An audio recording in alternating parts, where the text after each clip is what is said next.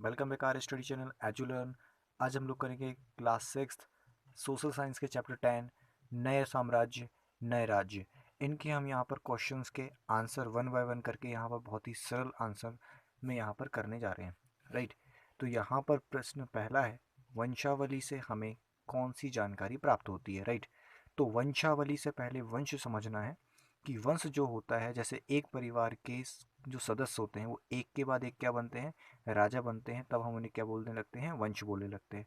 तो जैसे ही वंशावली से हमें क्या पता चलता है, तो वंशावली से हमें शासकों के पूर्वज, अब पूर्वज क्या होते हैं, यानी कि जैसे परदादा, दादा, पिता या माता, इन सब की हमें क्या मिलती है, जानकारी मिलती है। किससे? वंशावली से। राइट, अब नेक्स्ट देखेंगे प्रश्न 2, हर्षचरित के लेखक कौन थे? इसमें किस शासक के बारे में हमें जानकारी मिलती है? तो हर्षचरित, तो हर्षचरित के जो लेखक पूछे गए हैं, यानी कि ये कृति होगी ये किसी की, तो कृति जो है हर्षचरित, ये है बाणभट्ट। और ये जो बाणभट्ट कवि हैं वो वर्धन साम्राज्य के जो यहाँ पर हर्षवर्धन, हर्षवर्धन के दरबार में ये रहा करते थे। राइट, तो हमें इससे हमें किस वंश के बारे में जानकारी मिलती है, तो जहाँ पर वो रहेंगे उस राजा के बारे में ये लिखेंगे। तो हर्षवर्धन की वंशावली के बारे में जानकारी मिलती है और राजा बनने बनने की जानकारी हमें मिलती है, किस तरह से वो राजा बने। राइट, तो इनके राजा बनने की भी बड़ी दिलचस्प कहानी है। राइट, अब देखेंगे प्रश्न 3, पुलकेशिन सेकंड किस वंश का प्रसिद्ध राजा था, उनके बारे में जानकारी हमें कहाँ से पता चलती है। राइट, तो पुलकेशिन द्वितीय जो था वो चालुक्य वंश का एक प्रतापी राजा था। राइट, तो पुलकेशिन द्वितीय ने जो है इसी हर्षवर्धन को जो है उत्तरी जो है नर्मदा तट पर यहाँ पर रोक के रखा था। राइट, और उनके बारे में हमें जानकारी जो है, इन्हीं के दरबार में रहते थे कवि रवि कीर्ति, तो रवि कीर्ति के द्वारा रचित जो है प्रशस्ति से हमें जानकारी मिलती है। राइट, तो यहाँ पर जानकारी मुख्यतः यहाँ मेनली यहाँ पर क्या होता था कि जो भी जिस भी राजा के दरबार में जो कवि रहा करता था वो कवि यहाँ पर उस साम्राज्य के जनजीवन, सामाजिक स्थिति, आर्थिक स्थिति और राजा के यहाँ पर बारे में वो वर्णन किया करता था। राइट, जिनसे हमें उनकी जानकारी मिलती है। प्रश्न 4, पल्लवों व चालुक्यों के राजा किन किन क्षेत्रों में फैले हुए थे। राइट, तो पल्लवों का राज्य विस्तार की बात करें तो जो कांचीपुरम से लेकर कावेरी डेल्टा नदी तक, जैसा कि आप मैप में देख पा रहे हैं। राइट, तो चालुक्यों का राज्य विस्तार की बात करें तो कृष्णा तथा तुंगभद्रा नदियों के बीच में फैला हुआ था। अब साउथ की तरफ देखेंगे तो यहाँ पर आपको देखने को मिलेगा। राइट, तो हम नेक्स्ट प्रश्न की ओर मूव करेंगे।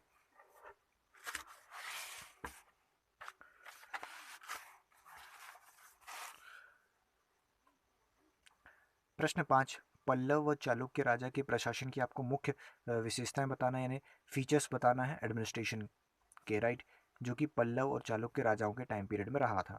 तो प्रशासन की प्राथमिक इकाई जो थी इस समय वो गांव हुआ करती थी। राइट, तो यहाँ पर जो एडमिनिस्ट्रेशन की जो मेन यहाँ पर जो स्ट्रीम थी वो थी गांव। राइट, और अगर हम न्याय व्यवस्था की बात करें तो जो न्याय व्यवस्था के लिए यहाँ पर मुख्य न्याय अधिकारी हुआ करता था उसका नाम था महादंड नायक। राइट, तो और अगर हम मुख्य जो महत्वपूर्ण मंत्री हुआ करता था इस साम्राज्य में वो था कुमारामात्य। राइट, और साथ में यहाँ पर जो युद्ध और शांति की देखरेख जो काम करता था वो था संधि विग्रहिक। उस अधिकारी को क्या बोलते थे? संधि विग्रहिक बोलते थे। राइट, जो कि यहाँ पर शांति व्यवस्था और युद्ध को यहाँ पर देखा करता था, उस मंत्री को इस ये नाम दिया करते थे। राइट, नगर श्रेष्ठी की बात करें तो यहाँ पर ये मुख्य बैंकर था, या आप बोल सकते हैं एक नगर व्यापारी हुआ करता था ये।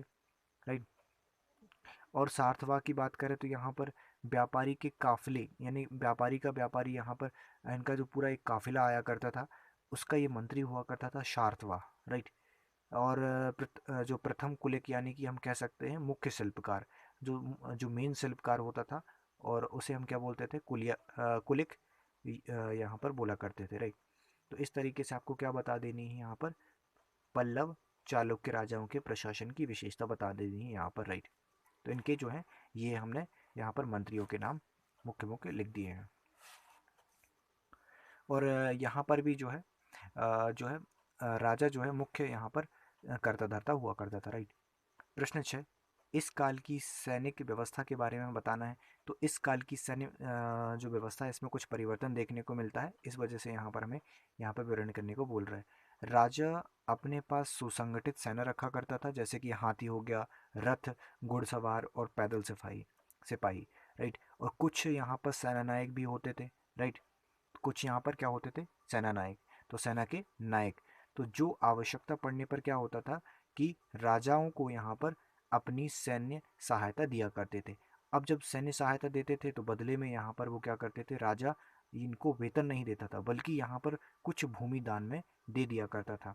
तो यही और जो दान में दी गई भूमि है उससे ये सेनानायक क्या करते थे, कर वसूल किया करते थे, ताकि वे क्या कर सकें, अपने घोड़ों और सैनिकों की देखभाल कर सकें, राइट। उनके सेनाओं को खर्च चला सके, घोड़ों को उनके मतलब उनकी देखभाल कर सकें, इस तरीके से यहाँ पर वो यहाँ पर लाभ उठा पाते थे। और इस तरह के जो व्यक्ति हैं वो सामंत कहलाए फिर आगे चल के, राइट। तो अब हमें देखेंगे यहाँ पर प्रश्न 7। प्रश्न 7 की बात करें तो यहाँ पर पल्लव काल की सभा से क्या आशय है, ये कार्य किस प्रकार किया करती थी, राइट। तो सभा की बात करें तो ब्राह्मणों और वरिष्ठ व्यक्तियों का संगठन था। ये सभाएं अपना कार्य उप समितियों के माध्यम से करती थी, जैसे कि सिंचाई, सड़क, मंदिर, ये सब इनका देखरेख का काम हुआ करता था। यानी कि सभा में जो मेन व्यक्ति होते थे वो ब्राह्मण लेवल के हुआ करते थे, राइट। तो वो इनकी सभा होती थी, यानी कि राइट, जो ऊंचे दर्जे के व्यक्ति होते थे उनकी ये सभा हुआ करती थी। और जो सामान्य व्यक्तियों की सभा होती थी उनको बोला गया था उर, राइट। अब हम देखेंगे यहाँ पर प्रश्न 8।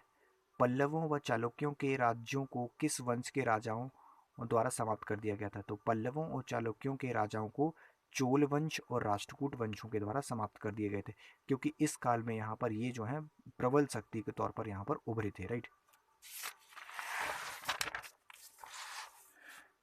प्रश्न 9। प्राचीन काल में राजा क्या क्या साजो सामान लेकर यात्रा किया करते थे। तो प्राचीन राजा अपने साथ हथियारों के अलावा बर्तन, खाने पीने का सामान, अब खाने पीने के सामान में जैसे भेड़, बकरी, खरगोश, हिरण, ये सब यहाँ पर वो लिया करते थे, लेकर चलते थे। साथ में मसाले खाने पीने के लिए, और मनोरंजन के लिए वो संगीतकार के साथ साथ यहाँ पर नगाड़े, बिगुल, तुरही, ये सब यहाँ पर रखा करते थे, राइट। तो इस तरीके से यहाँ पर वो एक स्थान से दूसरे स्थान इतना साजो सामान लेकर के यहाँ पर चला करते थे। प्रश्न 10, आज का जो अंतिम सवाल है, अंतिम क्वेश्चन है, इस काल में जन जो साधारण यानी जनता है, सामान्य जनता से संबंधित जानकारी किन साधनों से प्राप्त होती है।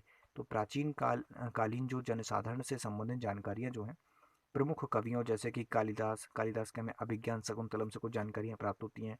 बाणभट्ट, हर्षचरित और कादम्बरी जिनकी कृतियाँ हैं।